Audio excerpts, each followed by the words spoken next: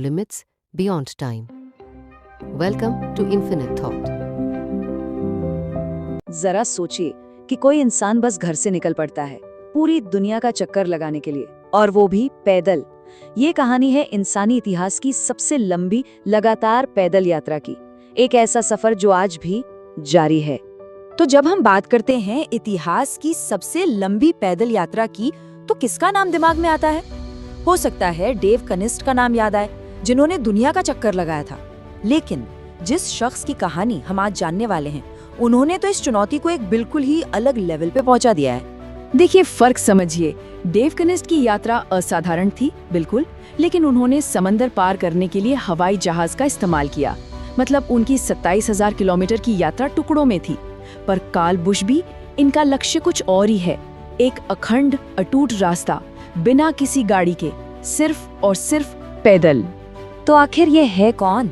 किसने इतना बड़ा सपना देखने की हिम्मत की? मिलिए कार्ल बुशबी से, एक पूर्व ब्रिटिश पैराट्रूपर जिन्होंने इस महागाथा की शुरुआत की। तारीख थी 1 नवंबर 1998।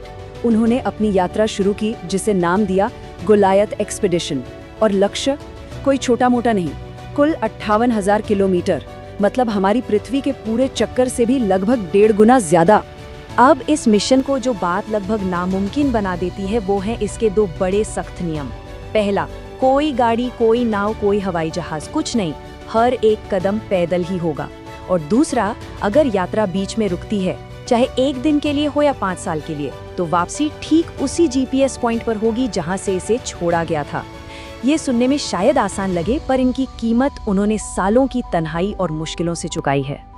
और शायद सबसे ज्यादा हैरान करने वाली बात यह है कि उन्होंने ये दशकों लंबी यात्रा सिर्फ $500 जेब में रखकर शुरू की थी।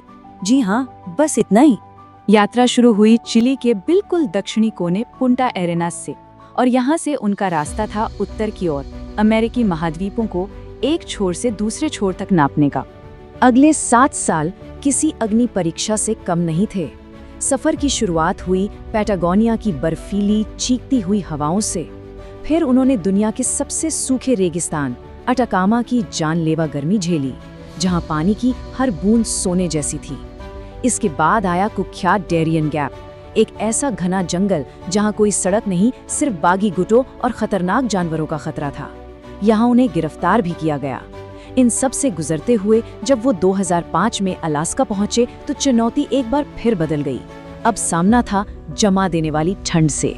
अमेरिका पार करने के बाद कार्ल के सामने उनकी यात्रा की शायद सबसे बड़ी शारीरिक और ब्यूरोक्रेटिक यानी नौकरशाही बाधा खड़ी थी, बेरिंग स्ट्रेट और रूस। बेरिंग स्ट्रेट को पार करना मौत से खेलने जैसा था। 240 किलोमीटर का ये रास्ता जमे हुए समंदर पर था, जहां बर्फ की चट्टानें लगातार टूटती और खिसकती रहती थी। इस 14 दिन की मुश्किल यात्रा में उन्हें बर्फ के टुकड़ों के बीच जानलेवा ठंडे पानी में तैरना भी पड़ा। जैसे ही उन्होंने रूस की धरती पर कदम रखा, उन्हें गिरफ्तार कर लिया गया।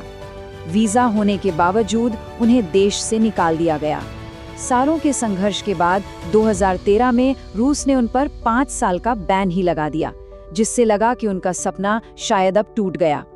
पर कार्ल ने हार नहीं मानी। उन्होंने विरोध का एक अनोखा तरीका निकाला। वो लॉस एंजल्स से वॉशिंगटन डीसी तक 4,800 किलोमीटर पैदल चलकर रूसी दूतावास पहुंच गए। इस अविश्वसनीय कदम ने दुनिया का ध्यान खींचा और रूस को अपना फैसला पलटना पड़ा। आखिरकार रूस की बाधा पार करने के बाद कार्ल ने एशिया के रास्ते घर की ओर अपनी लंबी यात्रा फिर से शुरू की। लेकिन यहाँ भी नई चुनौतियां उनका इंतजार कर रही थीं। वो तुर्कमेनिस्तान पहुंचे और उनका रास्ता एक बार फिर बंद हो गया। ईरान ने उन्हें वीजा देने से इनकार कर दिया। जमीन का रास्ता बंद था। तो अब सवाल ये था कि आगे कैसे बढ़ा जाए। उनका जो जवाब था, वो जितना हैरान करने वाला था, उतना ही अविश्वसनीय भी। उन्होंने तैरने का फैसला किया। जी हाँ, तैरकर समंदर पार करने का। कार्ल ने कैस्पियन सागर को तैरकर पार किया। पूरे 31 दिनों तक वो हर रोज 6 घंटे तैरते थे और अपना सारा सामान एक छोटी सी कश्ती पर अपने पीछे खींचते थे। उन्होंने कुल 288 किलोमीटर की दूरी तय की तैरकर। उन्होंने खुद कहा था, मुझे तैरना पसंद नहीं है, लेकिन ये जरूरी था। जिंदगी रुकती नहीं, बस अपना रास्ता बदल लेती है। ये एक वाकया उनकी जिद और हिम्मत का सबसे बड़ा सबूत है। अजरबैजान और फिर तुर्की से गुजरने के बाद उन्होंने एक बहुत बड़ा मील का पत्थर पार किया। उन्हें खास इजाजत के साथ इस्तांबुल के बोस्फोरस ब्रिज पर पैदल चलने दिया गया और इसी के साथ उन्होंने आधिकारिक तौर पर यूरोप में कदम रखा। अब 27 साल बाद काल अपने घर के बहुत करीब है, लेकिन आखिरी कुछ हजार किलोमीटर में एक अनोखी, एक मॉडर्न बाधा उनके रास्ते में खड़ी है। ये आखिरी बाधा है इंग्लिश चैनल। इसे पार करने का एकमात्र पैदल रास्ता है चैनल टनल की सर्विस टनल, जहां से हाई स्पीड ट्रेनें गुजरती हैं और पैदल चलना सख्त मना है। ये आधुनिक दुनिया की एक ऐसी दीवार है जिसे पार करने के लिए उन्हें एक बार फिर विशेष अनुमति की जरूरत होगी। अब उनकी यात्रा के बस आखिरी 3000 किलोमीटर बचे हैं और उम्मीद है कि वो जल्द ही अपने गृहनगर यूके पहुंच जाएंगे और इस महाकाव्य यात्रा को पूरा करेंगे। काल बुशबी की ये 27 साल की यात्रा सिर्फ किलोमीटर का हिसाब नहीं है। ये एक सवाल खड़ा करती है कि इंसानी इच्छा शक्ति की असली सीमा क्या है। उनकी कहानी हमें दिखाती है कि अगर इरादा पक्का हो तो दुनिया की बड़ी से बड़ी दूरियां भी छोटी पड़ जाती हैं।